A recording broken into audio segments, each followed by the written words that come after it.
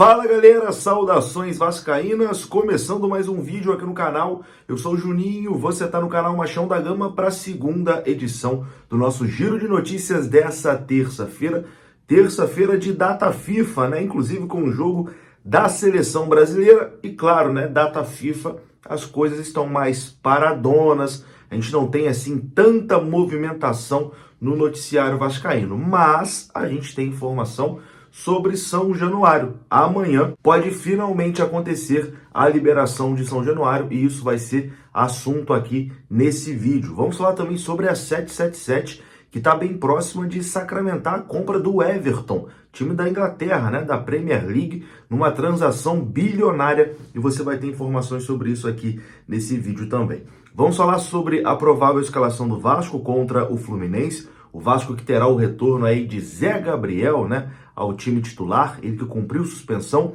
e tem a expectativa se Payet começa ou não como titular contra o Flu.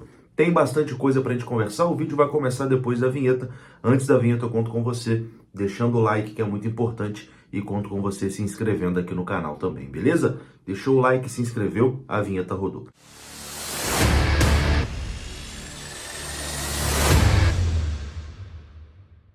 Então bora lá, meus amigos, começando mais um vídeo, esse vídeo que tem o apoio da 1xBet. Aqui no comentário fixado tem o link e tem o código promocional aqui do canal Machão da Gama, que te dá até R$ 1.200 de bônus no seu primeiro depósito. Hoje tem jogo da seleção, você pode dar o seu palpite lá na 1xBet e o link está aqui no comentário fixado para você fazer o seu cadastro e resgatar o seu bônus.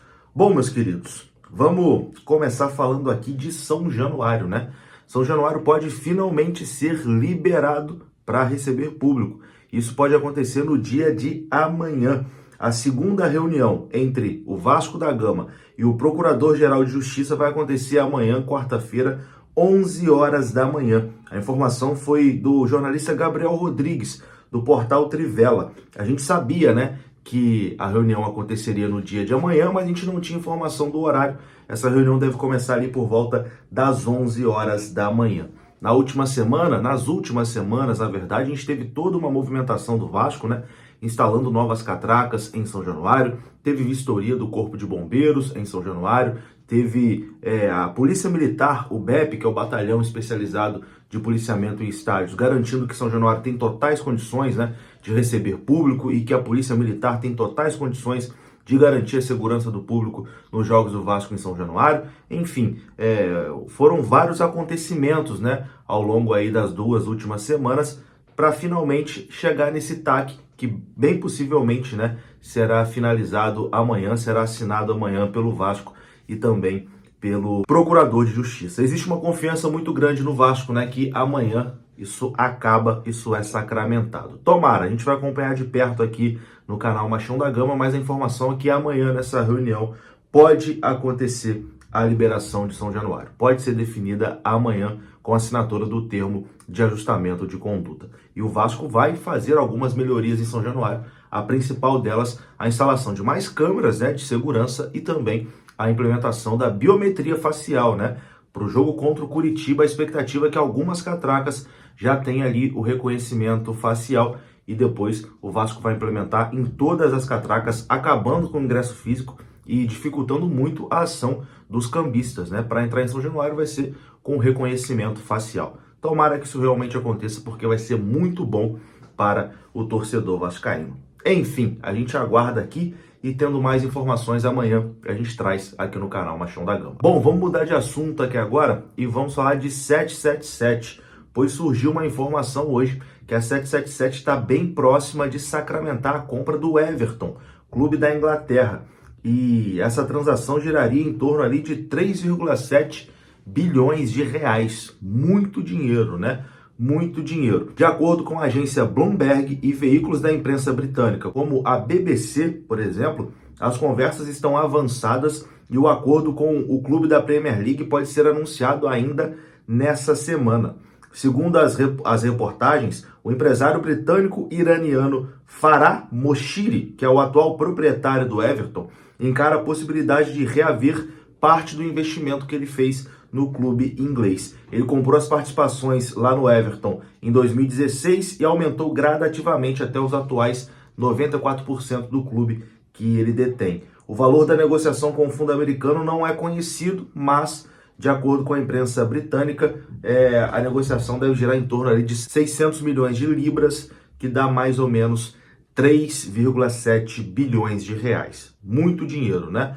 A 777 já tinha feito uma oferta ao Everton, que foi rejeitada lá em maio. O Everton chegou a negociar com uma outra empresa, né, o grupo MSP Sports Capital, mas os investidores saíram da negociação no fim de agosto e a 777 voltou à mesa, né, com o Everton. E lá na Inglaterra, eles dão aí como forte a possibilidade da 777 adquirir o clube inglês. A 777 que tem participações em vários clubes, né? O Genoa, o Sevilha, o Vasco, o Hertha Berlim da Alemanha, o Red Star da França, o Standard da Bélgica, enfim.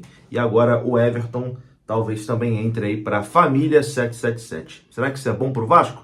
Eu sinceramente encaro com preocupação, né? Porque o campeonato inglês, a Premier League, é um campeonato muito caro, né? É muito investimento, muito dinheiro. Será que eles vão priorizar lá e vai faltar dinheiro para cá? Isso me deixa com a pulga atrás da orelha, isso me deixa preocupado com toda certeza.